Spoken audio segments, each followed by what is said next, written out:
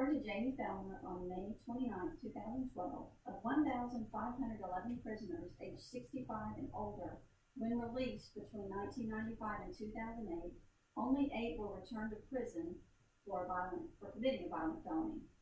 Today I'm speaking about a controversial human rights issue. Because this topic is controversial, I have done my homework so I can show you the facts. Despite popular belief, many people believe the elderly should remain in prison to serve out their full terms, regardless of age and health issues. I will show you the need for change, my solution, and how society will benefit. I'll start with the need for change. Prison overcrowding in the United States is overwhelming state budgets. Audrey Williams writes for ALEC, which stands for American Legislative Exchange Council. On April 8, 2014, she said inmates cost taxpayers about $31,000 per year. 2.4 million people are in the prison system in the United States. The United States has the highest prison population in the world. Sarah Mayu, who writes for Newsweek, said on March 22, 2015, that prison overcrowding is unconstitutional.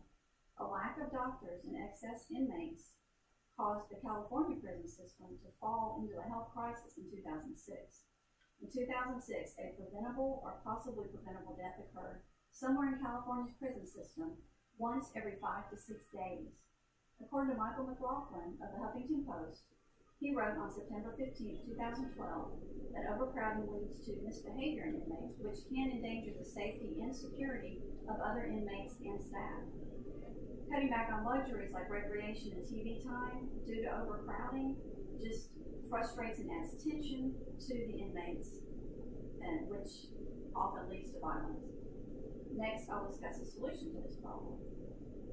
Applying the 8th Amendment, which prohibits cruel and unusual punishment, is the way to do it. As reported by Patricia Corwin of the Journal of Contemporary Health, Law, and Policy in 2001, she found that elderly prisoners require more than 3 times the money to house and care for each year than younger inmates. Most of this cost is due to health care. The average cost for confining an elderly inmate is $70,000 per year. The elderly are not receiving the health care and attention they need, such as basic health care and treatment for diabetes and other illnesses common to the elderly population. Applying the 8th Amendment would require the government to remove the elderly from private prisons and deliver them to family members who can care for them or nursing homes where they can receive the care they need. Releasing inmates early, depending on the condition of their health and their age, would not endanger society.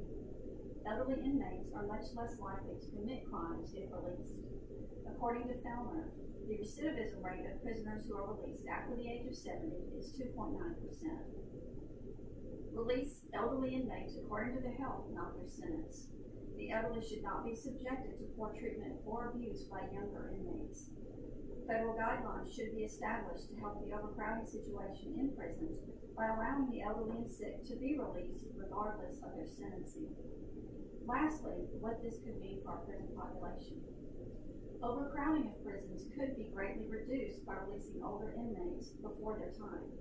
According to Michael Olive of State Line on March 17, 2016, he found that 1 in 5 inmates in Texas prisons were considered older. Releasing those prisoners who are in wheelchairs, using walkers, on oxygen, and unable to even remember what year it is, will greatly reduce the overcrowding situation in prisons. This, in turn, will allow more dangerous criminals to be incarcerated where they belong.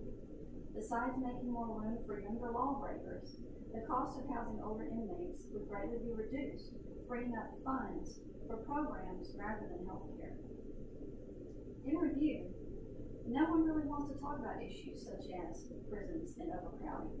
But when you consider that there are people sitting in cold prison cells on oxygen, suffering from Alzheimer's disease, and in pain due to illnesses beyond their control that they're not being treated for, it's just wrong.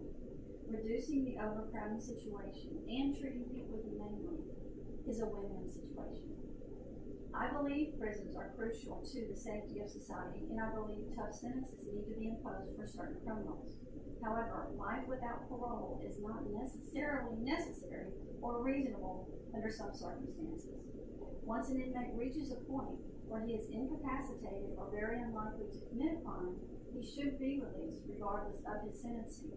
Like so many things, our criminal justice system is not black and white. There are many gray areas, especially as people age. These situations should be taken on a case-by-case basis and considered with future inmates in mind.